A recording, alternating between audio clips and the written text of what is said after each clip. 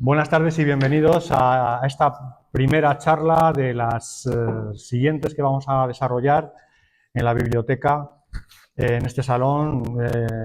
Es una continuación a una larga tradición de charlas criminológicas que llevamos haciendo desde la Sociedad Española de Criminología y Ciencias Forenses con carácter divulgativo desde hace muchísimo tiempo.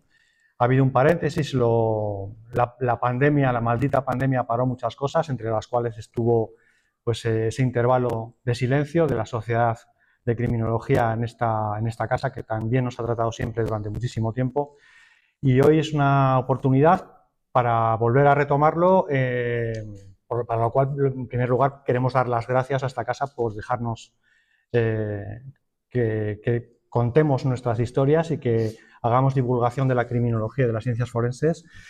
Es lo más importante de todo. Lo primero de todo es de obligado cumplimiento, es dar las gracias a la Biblioteca de San Nicolás, a las bibliotecas públicas de Castilla y León, por permitirnos hacer cultura y desarrollar en este espacio un punto de encuentro, en este caso con la criminología y con la literatura, con la expresión artística de las letras, que creo que además en una semana como la que estamos viviendo, que es la Feria del Libro de Valladolid, pues viene que ni al pelo. Voy a intentar ser lo más escueto posible y darle el protagonismo a las dos personas que me acompañan en la tarde de hoy, que van a ser un poco el hilo conductor entre la criminología, la realidad, la ficción y el mundo profesional. Para mí es una maravilla tener no solamente a dos grandísimos profesionales, sino a dos extraordinarias personas y mejores amigos. Tengo la suerte de compartir esa mesa, además, con personas que dieron conmigo y con otros muchos apasionados de la criminología a luz a la Sociedad Española de Criminología y Ciencias Forenses allá por el año 2003 en Valladolid. Conformamos un equipo de entusiastas, de personas que nos gustaba este mundillo, y ellos, los que me acompañan, son los baluartes o unos de los pilares de los inicios de esa aventura, junto a nuestro presidente, al doctor Aitor Curiel, y tantas personas que nos han acompañado a lo largo de todos estos años. También está con nosotros José Carlos Vilorio, que es el secretario de la sociedad, y está también Álvaro, que es integrante del equipo de SECCIF y persona que nos acompaña con su buen hacer y con su lealtad en todo momento. Y sin más, pues, bueno, presentaros qué es lo que vamos a hacer en la tarde de hoy. Simplemente es hablar de literatura, pero desde la perspectiva de gente que ha estado dentro como protagonistas, han sido protagonistas de verdad, de tramas y de historias, han sido personas que a lo largo de su carrera profesional han vivido la realidad de lo policial, de lo criminológico en primera persona. Y eso, como veremos a lo largo de esta charla, pues tiene algunas ventajas, pero no pocos escollos y no pocos inconvenientes. Y de eso quiero hablar con ellos y con vosotros. También podéis intervenir en cualquier momento y preguntar y interrumpir lo que necesitéis. Por orden de antigüedad y de jerarquía, os presento a mi izquierda a quien es una de las personas que más me ha ayudado a mí en mi vida personal y profesional durante muchísimos años. Es Jesús García Aller. Él es comisario, no voy a decir era, es comisario, porque en la policía siempre somos, desde que nos dan el nombramiento en nuestra queridísima escuela hasta que nos vamos a otras dimensiones, somos policías. Y aquí hay muchos que lo viven y que dan fe de esa realidad. Jesús García Aller es comisario de la Policía Nacional y he tenido la fortuna de compartir muchos años con él trabajos de grupo, trabajos de brigada, trabajos de investigación, y le acompaña no solamente su experiencia, su buen hacer, su profesionalidad, sino su humanidad. Es un ser humano excepcional. Yo podría estarme aquí tardes y tardes enteras hablando de anécdotas que hemos vivido juntos para constatar lo que es como persona muy por encima de lo que es como profesional. Pero Jesús es, además de ser un profesional de la Policía Nacional, es una persona inquieta, es una persona que ha tenido siempre inquietudes más allá de lo que es la policía. Él es psicólogo, psicólogo clínico. Él ha ayudado en el anonimato a muchísimas personas. Doy fe de la ayuda que ha hecho, de lo bien que ha trabajado con asociaciones de víctimas. Muchas de las cosas que hoy son normales, la atención a víctimas de violencia de género, de delitos sexuales, Jesús germinó con su buen hacer y con su profesionalidad muchísimos trabajos antes de que existieran en Cruz Roja, que existieran en las asociaciones de los colegios profesionales, y podríamos estar aquí hablando muchísimo de todo esto. Pero además es alguien que está muy pegado a la cultura, que no le importa ponerse en primera fila y contar lo que ha vivido en primera persona, y a lo largo de mucho tiempo pues hemos compartido seminarios, jornadas, cursos, cursillos, como dice el editor, cursos, cursillos, cursetes. Hemos divulgado en la tele, hemos estado en el programa de Canal 7 Castilla y León, el Gabinete de Investigación, durante 2 temporadas, no revisando, nosotros no vamos a revisar ningún procedimiento, no vamos jamás a cuestionar el trabajo de nuestros compañeros, pero simplemente como profesionales además que tienen un conocimiento que va un poquito más allá de lo puramente técnico, sino que buscas la parte humana, la parte del comportamiento, pues tratas un poco de arrojar un poco de luz sobre las sombras. No solamente se queda ahí la inquietud de Jesús, sino que va un peldaño o 2 más allá y decide crear desde la ficción y trasladar muchísimo de su mundo interior y de su vida profesional, que es lo que puede contarse desde la perspectiva de un policía, desde los orígenes en San Sebastián en los años 70, Jesús. 75. Y hasta nuestros días. Prácticamente es un recorrido vital que Jesús nos cuenta en sus novelas, y me gustaría que Jesús, ya paso directamente a cederle la palabra, que nos cuente cómo surge su idea de crear la primera novela. Entro yo antes de que presentara. Sí, luego presenta a Roberto. Dale, Jesús. Bueno, muchas gracias. Aunque parezca mentira, no le he pagado nada, ¿eh? Todo eso que ha dicho es gratuito. Bueno, efectivamente, ¿por qué me salió a mí la idea esta de poner negro sobre blanco la vida de la policía? Primero, lo digo un poco en los prólogos de los libros para sacarme alguna espinita que he ido recibiendo en mi vida profesional, ¿no?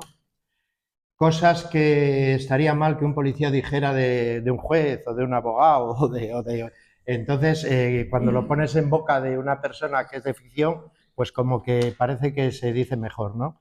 Así que yo, mi idea era poner en realidad la verdadera vida de la policía normal en España. Entre policías, guardias civiles, locales y autonómicos y tal, seremos como 200.000.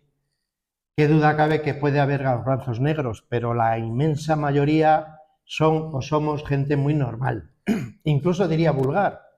Tenemos nuestra familia, tenemos nuestros hijos, tenemos nuestros problemas para llegar a fin de mes, nuestras inquietudes. Entonces yo en un principio era lector de novelas y veía que los protagonistas policiales, cuando no eran corruptos, eran alcohólicos, y si no, todo junto, y digo, pero esta gente, ¿qué policía ha conocido?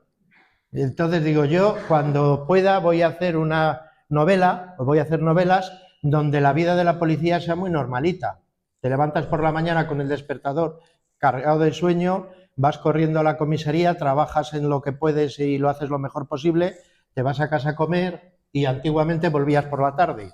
Hoy ya no tanto, ¿no? Pero bueno, esa era mi idea, ¿no? Sacarme algunas espinitas y ir contando la realidad de la vida policial. También había visto yo en esas novelas que el procedimiento criminológico y criminalístico era muy sui generis, es decir, se pasaban 400 páginas con un homicidio y de repente en página y media lo aclaraban. Y no sabías de dónde había salido y digo, no, vamos a poner las cosas en la realidad de la investigación, cómo realmente son y cómo realmente se va trabajando y se va, digamos, adquiriendo información sobre las cosas que investigas, y muchas veces depende mucho de no ya de la pericia del investigador, sino muchas veces hasta de la suerte. Yo, por ejemplo, otra de las cosas que quería atajar era ese dicho que a mí me ha siempre fastidiado mucho, de que no hay delito, que no hay crimen perfecto, sino investigación imperfecta. A mí eso, yo no soy criminólogo, pero bueno, soy profesor de criminólogos, he dado psicología criminal y la criminología es la teoría, la criminología es la teoría.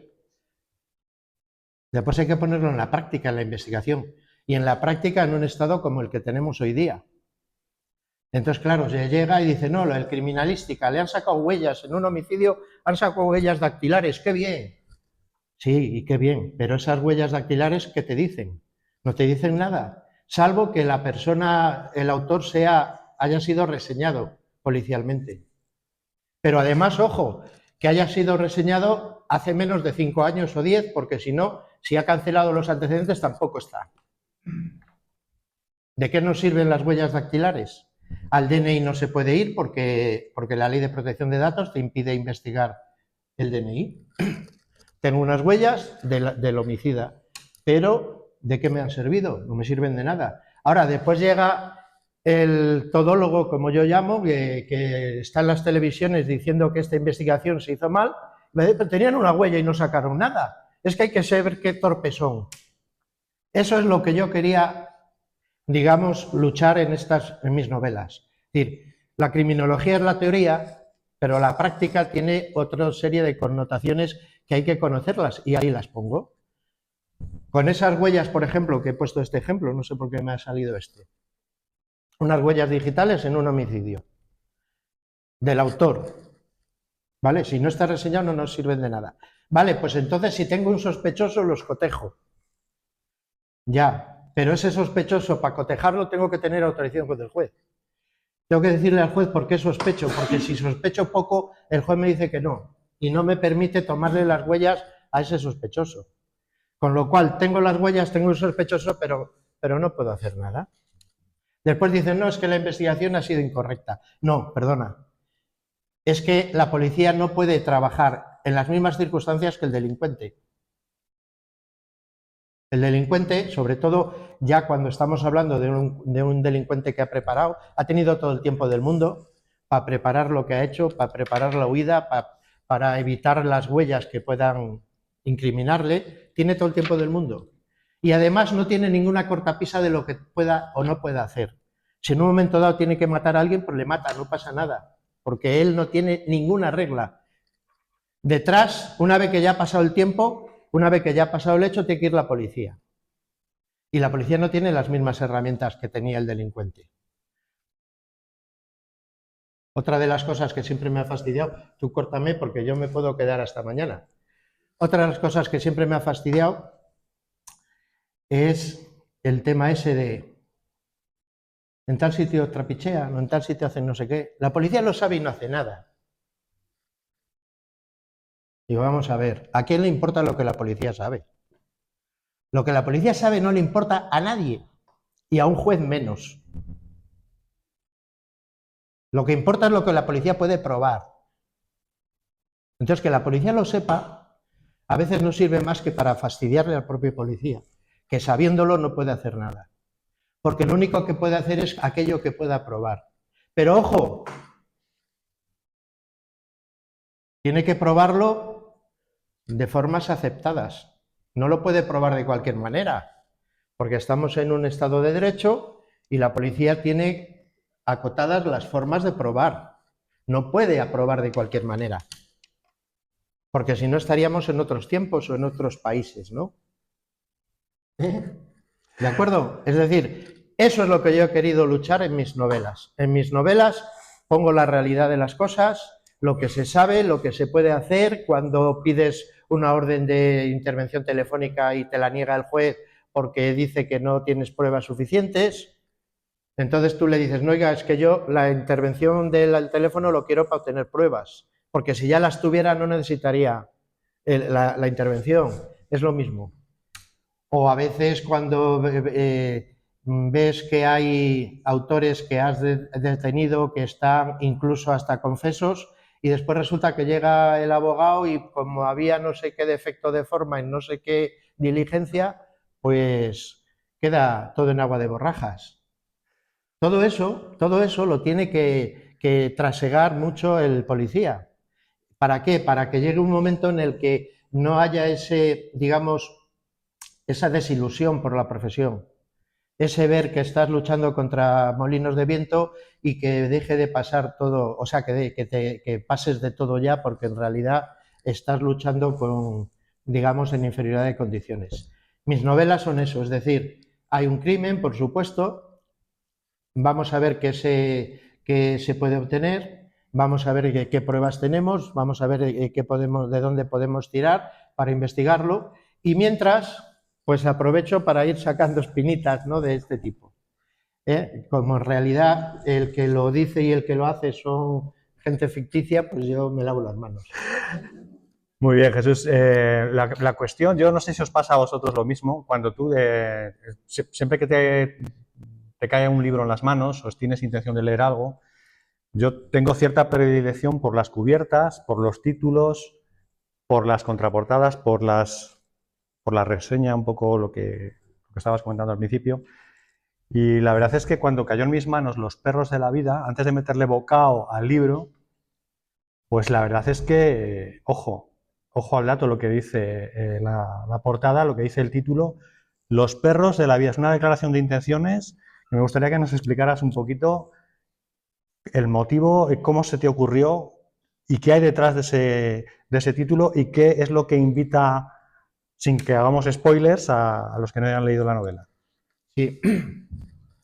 Los perros de la vida que yo pongo en el título son los perros de Pavlov. Es decir, yo tenía desde siempre la idea, y ahora mismo la situación actual me está dando la razón, de que el acceso de menores a determinados contenidos es muy perjudicial. Acceso de menores a la pornografía, sin ir más lejos. Entonces, el tema es el siguiente. Los perros de Pavlov, cuando explicó el condicionamiento clásico, lo que hacía era que se dio cuenta que tenía unos perros a los que estaba alimentando y les estaba sacando los jugos gástricos, y quería saber qué cantidad de comida daba qué jugos gástricos. En fin, él estaba haciendo un estudio fisiológico de la digestión, pero se dio cuenta que los perros empezaban a salivar y a segregar jugos gástricos antes de comer, solo oyendo los ruidos de los cuidadores cuando abrían las jaulas para llegar a darles la comida. Entonces se dio cuenta que los perros habían asociado los ruidos con la comida y que por lo tanto su organismo empezaba a responder ya como si tuvieran comida. Eso fue un avance importantísimo en la psicología, porque el condicionamiento clásico somos, digamos, víctimas del condicionamiento clásico siempre. Nosotros, cuando tenemos una serie de reacciones naturales a estímulos naturales, los reaccionamos de forma natural, estímulos y reflejos y demás. Pero ¿qué ocurre? Si esos estímulos y esas reacciones naturales las vivimos junto a otros estímulos que en principio eran neutros, que en principio no tenían que darnos esa reacción, se llegan a asociar y llega un momento en que ese estímulo que antes era neutro, ahora ya nos provoca la misma reacción que nos provocaba el primero. Entonces, en esta novela, ¿qué hay?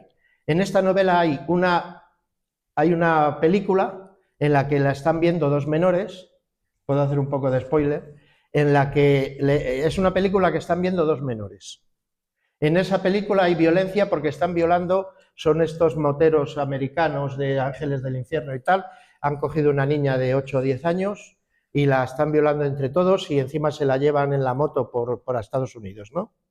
Esa película la están viendo dos chicos, uno de 10 años y otro de 14. El de 10 años, por supuesto que no relaciona aquello con nada que tenga que ver con la sexualidad. Lo único que ve es violencia, lo único que ve es sufrimiento.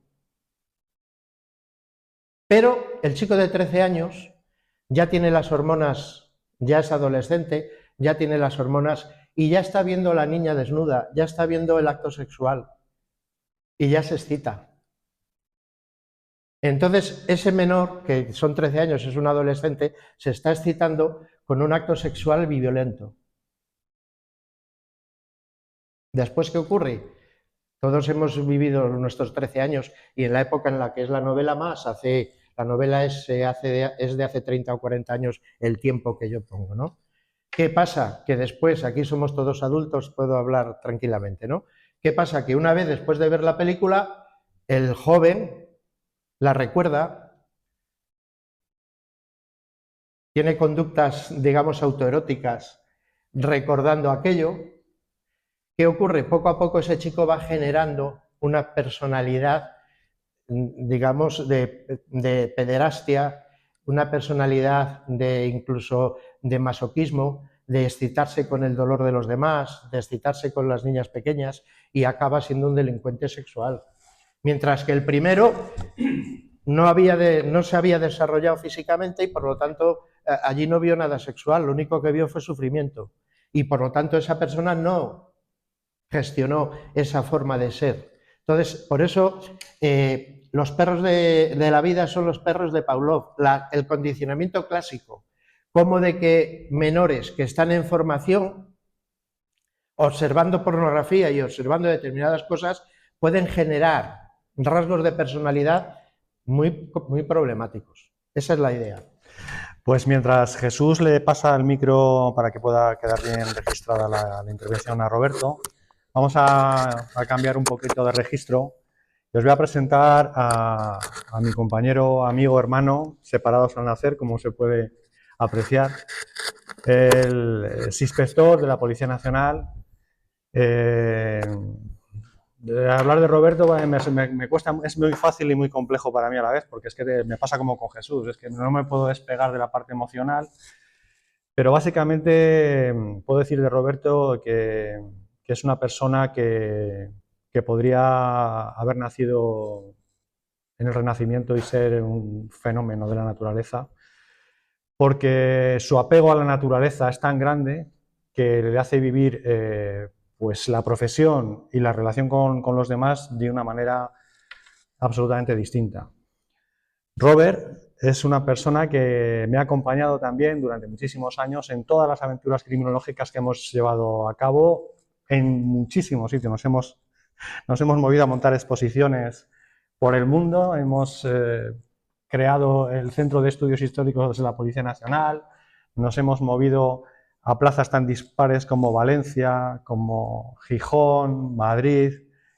Hemos estado en muchísimas plazas toreando, de lo policial, de lo criminológico y sobre todo disfrutando muchísimo transmitiendo nuestras cosas. Es un poco como el caso de Jesús. Y Roberto tiene un registro similar al de Jesús en muchos aspectos, pero diferente porque, como veréis ahora mismo, su creación en el mundo de las letras ha pivotado por diferentes formas.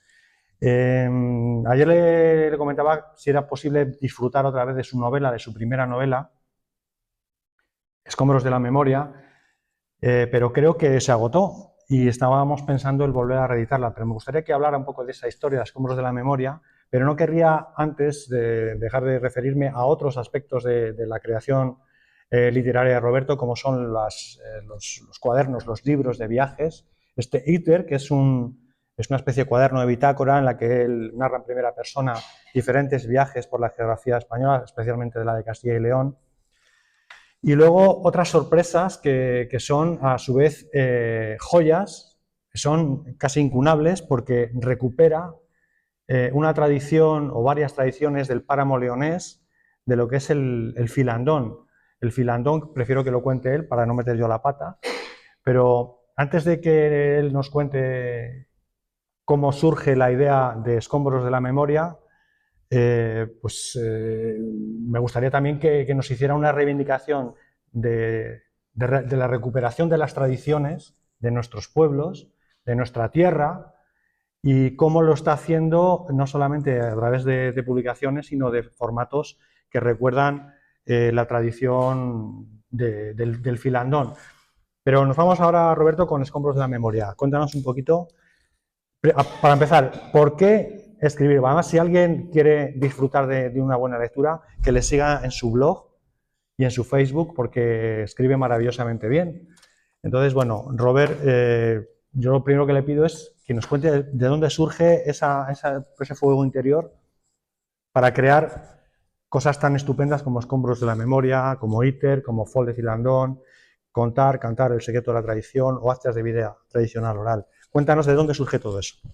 Bueno, muchas gracias, Antonio, y muchas gracias también a ti, Jesús, a SECIF, que llevamos tantos años vinculados a esta sociedad y a este colectivo de gente, de profesionales de la policía y no policías, que de alguna manera hemos hecho una gran familia y que a mí me han servido un poco para sentirme realizado en lo que hago como policía. Ya llevo unos cuantos años y a día de hoy me siento muy honrado de pertenecer al Cuerpo Nacional de Policía y al fin y al cabo yo siempre digo que para escribir, me lo decía un día un editor de León, Lobo Sapiens, José Antonio Martínez Reñones, decía, es fundamental, para escribir hay que leer, y es así.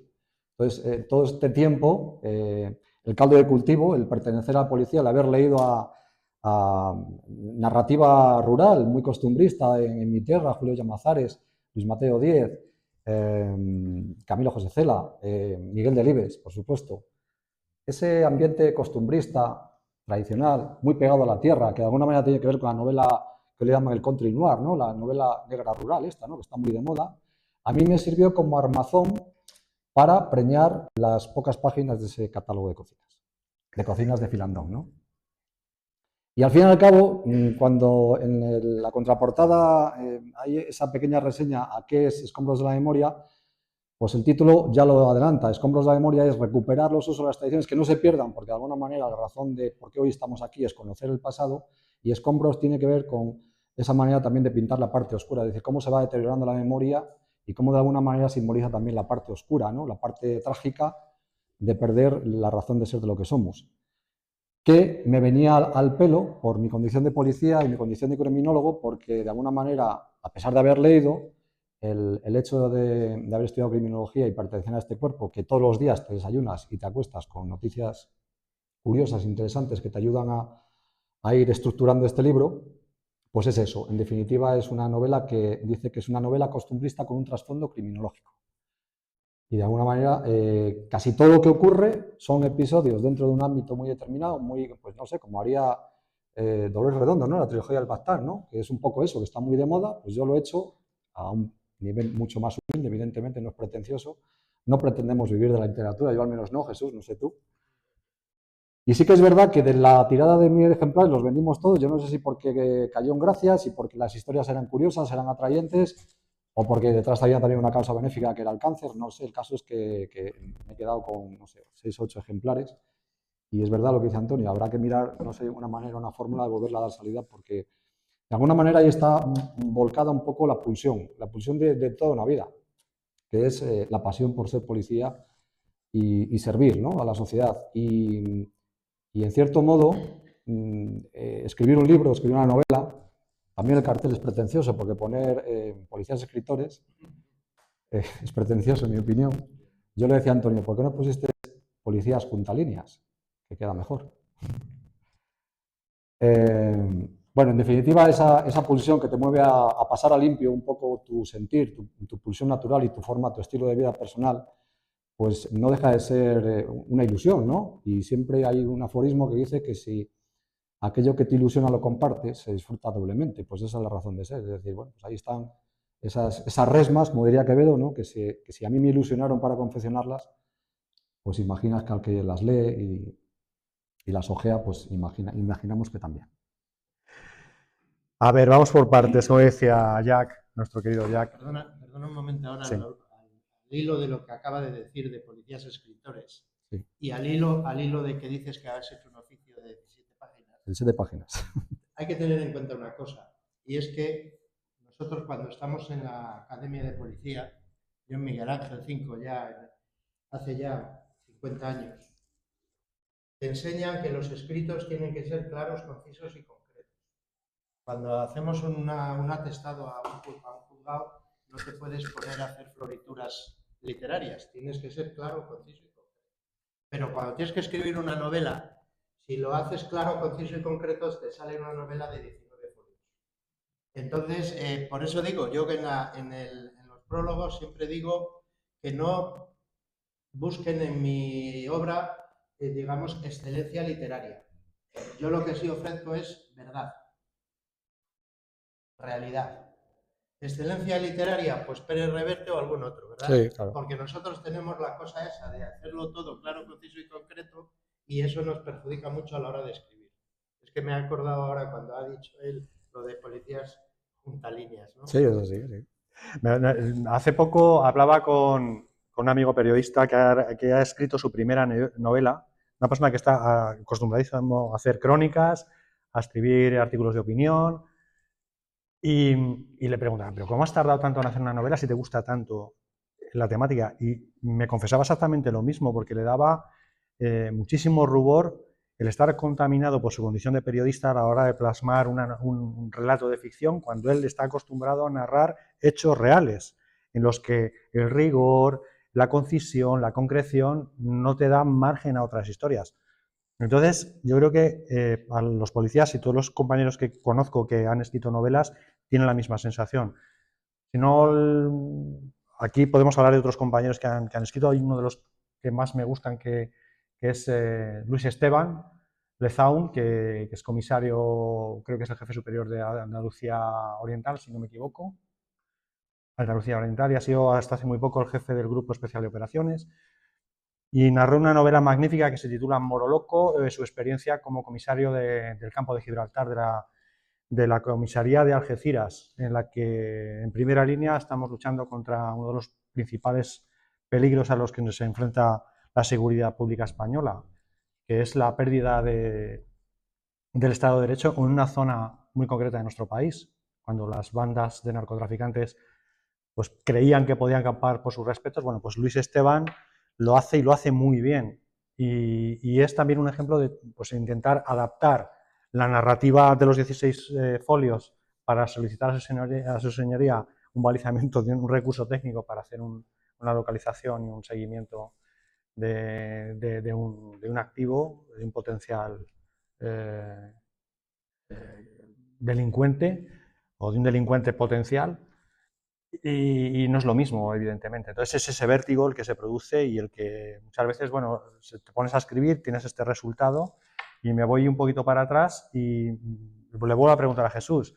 Jesús se lanzó al ruedo con esa primera novela, se lanzó con Los perros de la vida y ha tenido una secuela en El moral del dilema. Yo sé que son obras de ficción, pero que están impregnadas también de tu experiencia vital. Sí, es lo que comentamos, que no tenemos otra. Si no ponemos algo propio, pues no tenemos nada que decir. Eso es lo malo, ¿no? A eso que decías de Luis Esteban Lezaun, como un paréntesis, seguramente más de uno le conocerá porque se ganó el rosco de Pasapalabra. Así que ahí ya estamos diciendo el tipo de persona que es. El Luis Esteban Lezaun fue comisario en Salamanca y ahora está de jefe superior, ¿no?, en Andalucía. Sí. Bien, yo lo que digo también es que en la segunda novela, La moral del dilema, o La ética es cosa de Panolis, ahí he mezclado mucho también en mi otro aspecto como psicólogo, ¿no? Como mi hobby, mi profesión principal toda la vida ha sido lo de policía, pero pues he tenido algunos hobbies. He dedicado un tiempo a ser técnico de telecomunicaciones. Parece mentira, que sí. Pero es que me llamaba la atención que de una cosa de plástico salieran voces y yo quiero saber cómo va eso. Y entonces me hice técnico de telecomunicaciones. Ahí fue cuando ya conocí a alguno de los compañeros que está por aquí. Y después ya también como hobby, para rellenar un poco el poco tiempo libre que nos quedaba, pues hice la psicología, ¿no? Y en esta segunda novela lo tengo un poco mezclado, ¿no? En realidad es una saga, ahora ya están en imprenta la tercera, es una saga en la que los protagonistas son siempre los mismos. Es un inspector jefe, que es el jefe de la UDEF, con V, de violenta, una inspectora que es la jefa de homicidios, un psicólogo clínico que ayuda a la policía haciendo autopsias psicológicas y perfilaciones criminales, y más policías de aquí de Valladolid, de Pelocuete, el Broncas. En realidad todos los protagonistas principales de la saga son gente real que existe, salvo la inspectora, que el que haya leído alguna de mis novelas sabe por qué la inspectora no es real. Y lo demás, digamos que siempre, entre caso y caso, por supuesto los casos que se investigan no son reales, pero la vida que dejas entrever de los policías sí es real. Tampoco tengo imaginación como para inventar tanto. Robert, cuéntanos qué es eso del filandón. ¿En qué consiste? Si alguien coge uno de estos audiolibros, discolibros que están especialmente bien valorados, me consta, en tu tierra, en tu querida tierra leonesa, cuéntanos un poco qué de singular tiene esta forma de expresión que proviene de la tradición más antigua. Cuéntanos un poco. Sí, bueno, es un término un poco arcaizante, ¿no? Filandón. Pues bien, en definitiva, el origen etimológico tiene que ver con la palabra hilar, filar, hilar lino, hilar lana, que era en definitiva lo que hacían las mujeres, sobre todo era una labor femenina, aunque los hombres también estaban presentes en los filandones. Pero ya en la antigua Roma, los que tenían intención de casarse, la madrina le regalaba una rueca y un uso a la novia, y de esta manera pues surgió la palabra hilar, filar, filandón. En definitiva, ya dije antes que es la mera excusa para sentarse juntos y hacer lo que ahora hemos dejado de hacer, por no sé qué extraña razón, que es prescindir de estas máquinas infernales, juntarnos en torno a una buena hoguera y contar las cosas que de verdad nos interesan, que es la cercanía, socializar de una manera sencilla, ¿no? Que es lo que antes hacían los pueblos. Y lo hacían, pues eso, cuando no había televisión, esa especie de demonio, ¿no? Que de alguna manera hoy nos tiene pues como muy pendientes, ¿no? De todo lo que pasa en esa caja. Y bueno, pues era una especie de heraldo, una especie también de periódico local donde se contaban el día a día las faenas y al mismo tiempo se cantaban historias, se cantaban historias y se hacían labores artesanales. En este caso tenía que ver con las mujeres hilaban lino, lana y los hombres a lo mejor reparaban aperos o hacían unas madreñas, unas galochas, aprovechando que está aquí Paco, que es un gran artesano. Hacían lo que hace Paco, que es un compañero ya también jubilado y lo ha hecho durante su vida profesional y me consta que lo sigue haciendo. Bueno, pues esa humildad de los materiales humildes, esa sencillez de los materiales humildes, es lo que daba sentido a lo mejor a esas reuniones nocturnas del filandón. Y lo que hacemos en los otros audiolibros que tenemos es simplemente recuperar esa memoria, y lo que hacemos es ir recuperando esa tradición oral que está depositada en gente ya que está a punto de irse al blanco, como dice mi padre, porque las paredes del cementerio son blancas, y se van a ir pues con todo ese acervo, con toda esa memoria, y alguien tiene que recuperarla. Y nosotros nos hemos propuesto, aparte de todos estos líos que tenemos de investigación en el trabajo policial, los fines de semana humildemente tratamos de recuperar esa memoria, esa tradición, y lo que hacemos es pasarlo a limpio. Esas historias, unas más alegres, otras más turbulentas, otras más formales, más serias, más divertidas, lo hacemos con estos audiolibros que los pasamos a limpio y les damos esa pátina también de literatura, ¿no? Le damos humildemente ese aspecto que lo haga digerible y sobre todo ese compromiso con la tradición y la oralidad, ¿no? Que es una de las cosas que yo entiendo que se ha perdido. Eso es, en definitiva, el proyecto Filandón, el proyecto de tradición oral que traemos entre manos los fines de semana. Pues hace poco, retomando un poco la reflexión de Robert sobre la necesidad de leer, o sea, escribes porque lees, porque te inspiran los clásicos. Hace poco escuché dos entrevistas diferentes a dos escritores y se le preguntaba sobre la inspiración, qué necesitaba uno de los grandes, no voy a mencionar quién es, pero bueno, a lo mejor si digo la anécdota alguien lo va a reconocer, en qué se inspira o qué necesita para escribir, y confesaba que lo que necesitaba era tener activado un secador permanentemente. Bueno, pues es una forma de inspirarse, una forma de narrar, de crear. Pero otro escritor también conocido venía un poco a refrendar la reflexión de Roberto, que si alguien en algún momento se despista o se le seca un poco la inspiración, la mejor forma de recuperarla es acudir a los clásicos. Algunos de ellos han planeado por esta sala y yo creo que es una de las suertes que tenemos, el poder acudir a las fuentes, a los libros, a la literatura. Y yo no sé si tenéis alguna obra reciente que haya pasado por vuestras manos que merezca la pena comentar o que nos queráis decir algo al respecto. Yo tuve la suerte de presentar hace poco en Loreto la última obra de Lorenzo Silva y realmente, bueno, pues Lorenzo, que es un escritor de reconocidísimo prestigio, pues comentaba que para él sigue siendo una aventura ilusionante crear y escribir, incluso con los mismos protagonistas, o sea, los conocidísimos Belvilaco y Chamorro, esos agentes de la Guardia Civil que llevan investigando desde la Marca del Meridiano y mucho antes las aventuras y desventuras de la Benemérita en muchísimos entornos, pues han visto la luz recientemente sus aventuras y desventuras recientemente en esa historia ambientada en la pandemia. Es una aventura que parte de la ilusión y parte un poco de esa referencia de los clásicos. No sé si estás de acuerdo o no. Sí, sí. Yo lo último que he leído es precisamente de alguien de aquí, de Bajo Tierra Seca, de Gellida, que bueno, también es novela negra y me sirve para dos cosas, para saber cómo hay que hacerlo y para saber lo que no quiero hacer. Porque no quiero poner policías corruptos ni borrachos ni nada de esto, ¿no? Pero en lo que es digamos, plasmar las situaciones y demás, pues claro, tienes que ir aprendiendo de los que realmente están teniendo éxito, ¿no? Policías corruptos, alcohólicos, viciosos. Mira la foto que hay por ahí atrás. Claro, claro. Es un poco la referencia, bueno, es una broma.